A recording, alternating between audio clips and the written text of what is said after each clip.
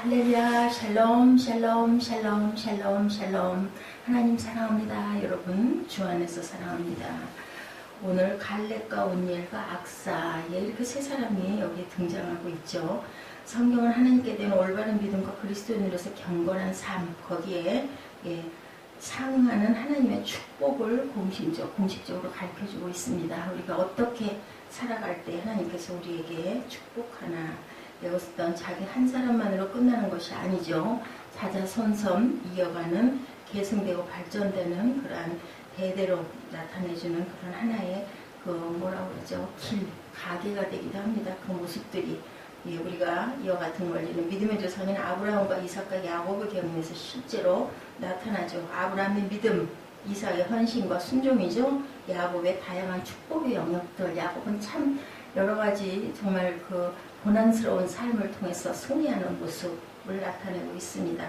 야곱 하면서는 옛날부터도 아주 얕고 굉장히 뭐라고 그래야 되나, 아주 얕은 꾀를 많이 부리는 그러한 꾀쟁이다라는 생각을 많이 해요. 이삭은 그 우물을 뺏겨가면서도 계속 별말하라고 옆에 가서 또 우물 파고 아주 약간 우둔하고 미련한데 그래도 순하고 순종하는 그러한, 아브라함은 말할 나위가 없죠. 그 믿음의 사람이고, 믿음의 사람 갈렙에 대해서 오늘은 흔히 유다 지파 사람 여분네 아들 갈렙이다, 이렇게 항상 여분네 아들이 꼭 따라다닙니다. 그곳에도 보면 우리 나라처럼 누구의 아들, 이게 참 중요한 것 같습니다. 민수기 13장 6절에도 이렇게 나오죠. 갈렙은 여호수아와 함께 애굽에서 올라온 이스라엘 중에 광야에서 뼈를 묻지 않고 가나안 땅에 들어간 유일한 인물, 여호수아와 함께. 그렇죠. 그는 40세 나이에 모세의 수종자로 선발돼서 오랜 세월을 험한 과정을 거칩니다.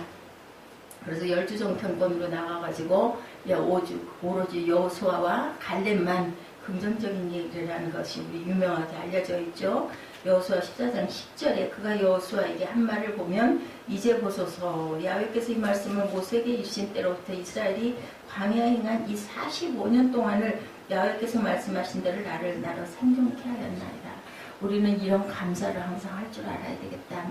당연히 사는 거지 60세 살았으니 80도 가고 90도 갈 수 있지, 이게 아니라 여기까지도 하나님께서 나를 살게 하셨기 때문에 내가 이렇게 살아있나이다 라는 고백을 할 줄 알아요. 당연한 건 없어요. 그죠? 그러나 하나님께서 그를 85세가 되도록 생존케 하신 것에 대해서 뭐예요? 감사하고, 또 내가 이렇게 살아있는 것은 어떤 하나님의 특별한 목적이 있기 때문에, 왜냐면 그 시대는 정말 일찍 많이 죽잖아요. 전쟁 속에 얼마나 척박한 땅에서 정말 힘들게 삽니까? 그러니 다들 일찍 많이 돌아갔을 것 같아요. 40, 50세 되면은 돌아가는 사람이 많죠. 근데 85세까지 살았다라는 건 정말 특별하게 하나님께서 보호하시고, 또한 본인이 건강관리를 잘해서 이렇게 산 거죠. 하나님을 기쁘게 한 사람이다. 이렇게 열심히 잘 살아내는 것도 하나님 보시기에 대견할 것 같아요. 아이고 자식, 그래도 건강하게 잘 살아있네, 이거죠. 갈렙의 이름이 공식적으로 등장한 것은 모세가 가나안 땅을 답사할 정탐꾼으로 선발할 때, 그때였었어요. 백성을 바람광야에 머물게 하고 이스라엘 12지파에게 한 명씩 정탐꾼을 내세워서 미리 가나안 땅을 탐지하게 하였는데, 그때 에브라임 지파 대표인 눈의 아들 여호수아와 함께 갈렙은 유다 지파의 대표로 선발이 됩니다. 그래서 지금 유다 땅을 분배할 때 갈렙이 가장 먼저 나선 거예요. 유다 지파였기 때문에. 그래서 메뚜기 같다, 그죠? 우리는 메뚜기 같다. 민수기 13장 33절에 보면 너무 대장부들이고 장대하다, 이렇게 정탐꾼들이 얘기할 때 갈렙은 백성을 안정시키죠. 그리고는 모세를 죽이고 애굽으로 돌아가자 하고 데모가 일어날 뻔합니다. 그런데 우리가 곧 올라가서 그 땅을 취하자, 능히 이기리라, 이렇게 설득한 사람이죠. 민수기 13장 30절에 민수기를 보면 또 거기 똑같이 나타나 있습니다. 갈렙도 가나안 원주민들이 견고한 성읍과 요새지를 확보하고 훈련된 군사로 강력하게 대응하고 있음을 알죠. 그래서 야훼께서 우리를 기뻐하시면 우리가 그 땅을 분명히 차지할 수가 있을 것이다. 여호와는 우리와 함께 하신다 하고 몸을 던져서 대적하는 자들을 막죠. 민수기 14장 8, 9절에 나타나 있습니다. 하나님께서는 이와 같은 갈렙의 신앙을 귀하게 여기시고, 오직 내 종 갈렙은 그 마음이 그들과 달라서 나를 온전히 쫓았은즉 그의 갔던 땅으로 내가 그를 인도하여 드리리다. 이렇게 얘기를 했던 거죠. 그 자손이 그 땅을 차지할 것이다 라고 예언을 해준 거예요. 그 말을 지켜달라는 거죠. 두 번째는 자기의 사명을 아는 사람이었다. 첫째는 이렇게 하나님을 기쁘시게 하는 믿음을 갖고 있고, 두 번째로는 자기의 사명을 아는 사람. 가나안에 입국한 여호수아는 숨 돌릴 틈도 없이 원주민들과 전쟁을 치르고 있어요.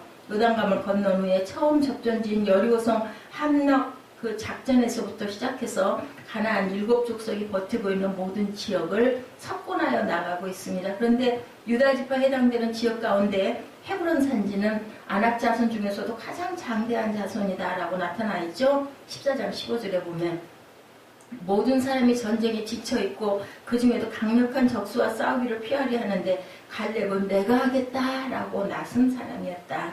여호수아 14장 11, 12절에 보면 모세가 나를 보내던 날과 같이 오늘날 오히려 강건하니 나의 힘이 그때나 이제나 일반이라.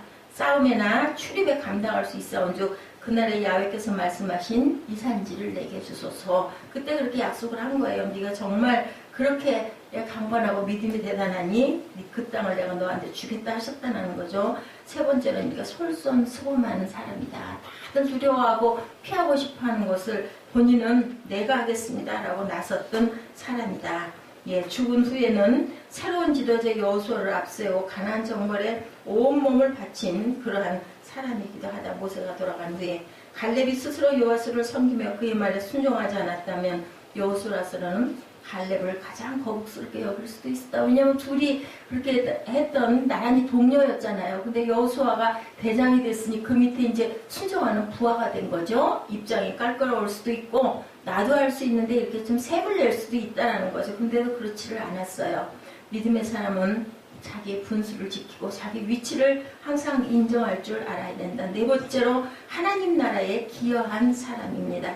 여호수아는 갈렙의 요청을 받아들이며 헤브론 땅을 그에게 주었고 갈렙은 그곳에 아낙 자손을 쫓아내고 그 땅을 자기의 소유주로 확보하고, 그리고 또한 그 땅 중에서도 또 더 힘든 땅을 자기 딸을, 딱 옛날에 그런 게 많죠. 그 나라 임금님들도 보면 거기를 적을 물리치면 내가 내 딸을 주어서 사위를 삼겠다 이런 일이 있잖아요.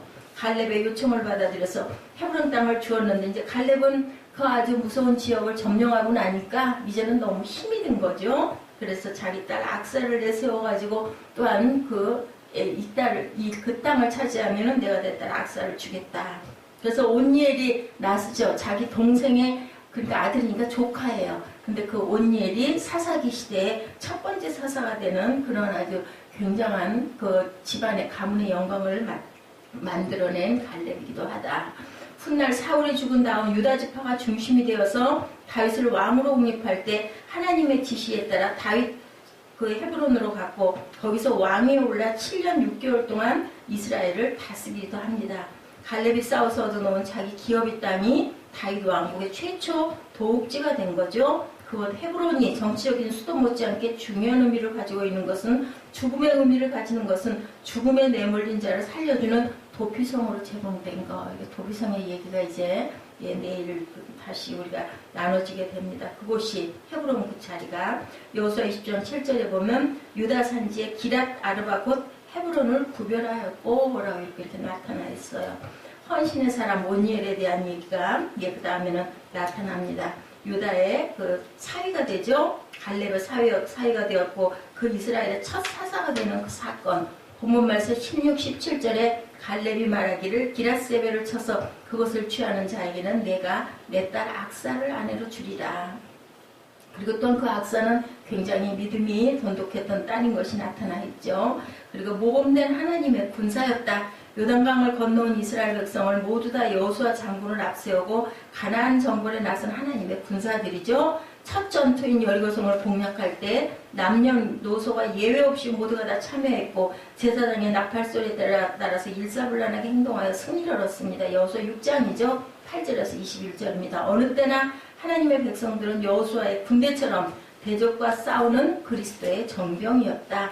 디모데후서 2장 4절에 군사로 다니는 자는 자기 생활에 얽매이는 자가 하나도 없나니 이는 군사로 모집한 자를 기쁘게 하려 함이라. 생활에 얽매여서는 안 된다. 여기 갈렙과 함께 헤브론산지 기랏세벨을 점령하는 온니엘은 하나님의 군사로 굉장히 그 전투 정신을 아주 강하게 발휘한 사람이고 그 일에 나서서 성공한 군인이다.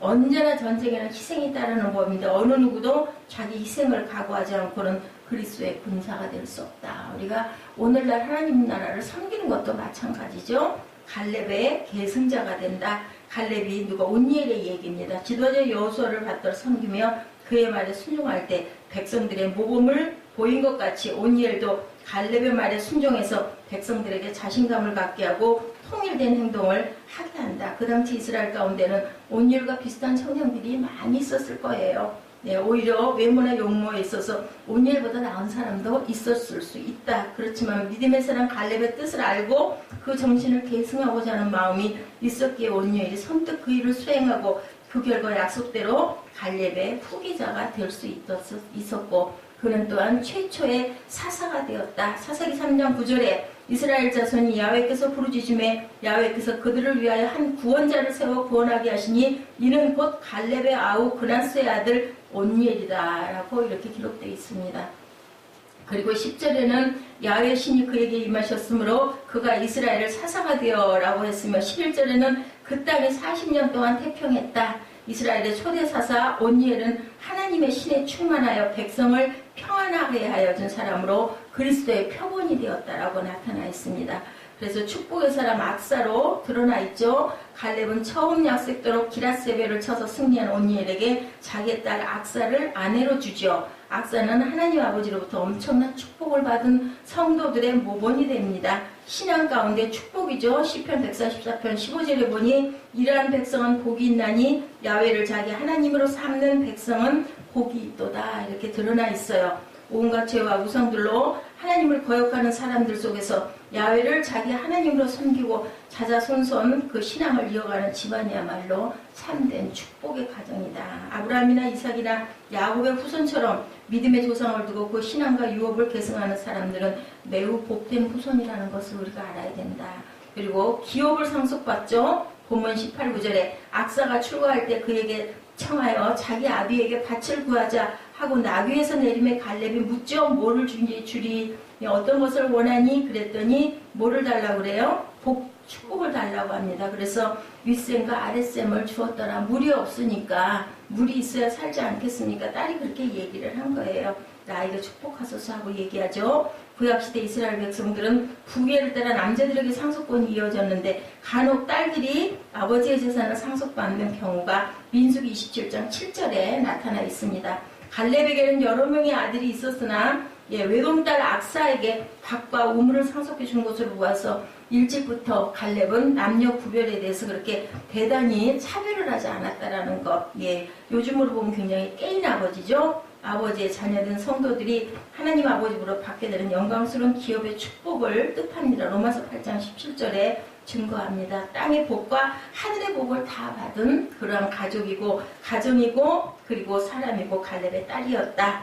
고대 히브리 사회에는 여인의 이름이 족보에 오르지 못하죠. 악사 이름은 그 아비와 남편과 함께 성경 여러 곳에 기록되어 있습니다. 사사기 1장 14절, 역대상 22장 49절입니다.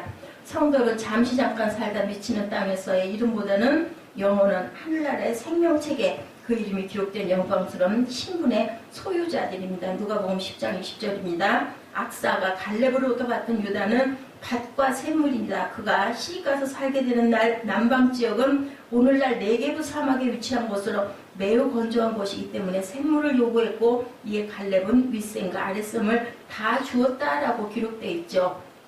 사막같이 메마른 땅이라도 지하수에 그른이 흘러나오는 샘물이 있을 때 이것은 옥토로 변한다. 에레미야는 사람을 믿음의 혈육을 권력으로 삼고 하나님을 떠난 사람은 사막에 떨기나무같이 저주를 받는 자다 이렇게 얘기합니다. 그러나 야훼를 의지하는 자는 물 근원에 뿌리를 박은 나무처럼 가물은 해도 걱정이 없다. 에레미야 17장 5절에서 8절입니다. 이런 광야 같은 세상에서 하나님의 자녀로 축복을 받는 것이 이렇게 귀한 은총이라는 것을 깨달아 하는 저와 여러분 오늘 승리하는 윗셈과 아랫셈을 다 받는 축복이 임하는 저와 여러분 되시기를 주님의 이름으로 축복합니다.